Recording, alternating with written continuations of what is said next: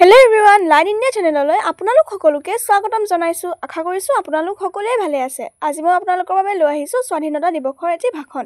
বলক তেন্তে দেৰি নকৰাকৈ আজিৰ ভিডিঅ'টোলৈ আগবাঢ়ো। নমস্কাৰ, আজিৰ এই শুভক্ষণত উপস্থিত সন্মানীয় শিক্ষাগুৰুসকল, সন্মানীয় গণ্যমান্য ব্যক্তিসকল, মোৰ বন্ধু-বান্ধৱীসকল আৰু মৰমৰ ভাইটি-ভণ্টি আৰু সন্মানীয় ৰাইজ।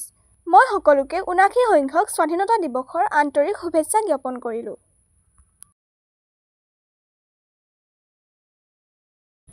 পোনপ্ৰথমে মই সেইসকল মহান শ্বহীদক শ্ৰদ্ধাৰে সোঁৱৰিছো যিসকলে স্বাধীনতা আন্দোলনত নিজৰ দেশখনৰ স্বাৰ্থত হাঁহি হাঁহি নিজৰ প্ৰাণ বলিদান দিছিল।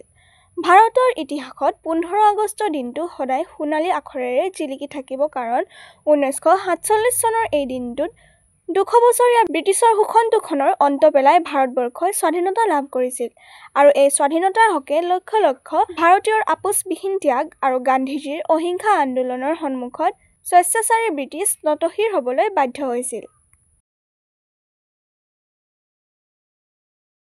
যাৰ পৰিণতি আছিল ভাৰতৰ স্বাধীনতা। সেয়ে ১৫ আগষ্ট দিনটো প্ৰতিজন ভাৰতীয়ৰ বাবে এক গৌৰৱ আৰু শ্ৰদ্ধাৰ দিন।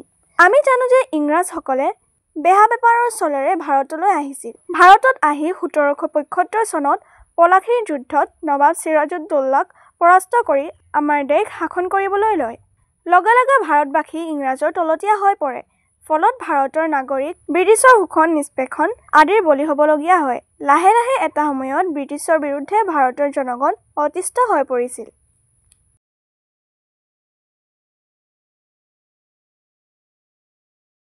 জনতাৰ অধিকাৰ কাঢ়ি ব্ৰিটিছে ভাৰতীয় জনগণৰ ওপৰত উৎপীড়ন চলোৱা আৰম্ভ কৰিছিল।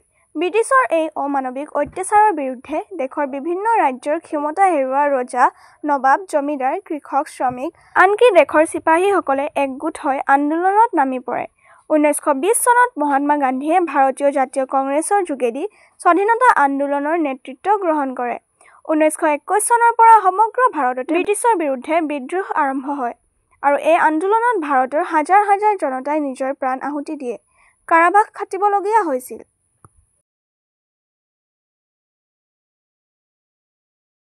স্কুল, কলেজ, কাৰ্যালয় আদিত কৰ্মৰত কৰ্মচাৰীয়েও কৰ্মস্থান ত্যাগ কৰি আন্দোলনত নামি পৰে আৰু এনেকৈয়ে এটা সময়ত ১৯৪৭ চনৰ ১৫ আগষ্ট অৰ্থাৎ আজিৰ এই দিনটোতে ভাৰতে স্বাধীনতা লাভ কৰিবলৈ সক্ষম হৈছিল।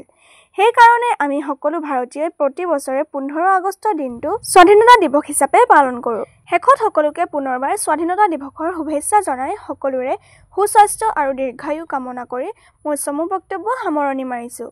ধন্যবাদ।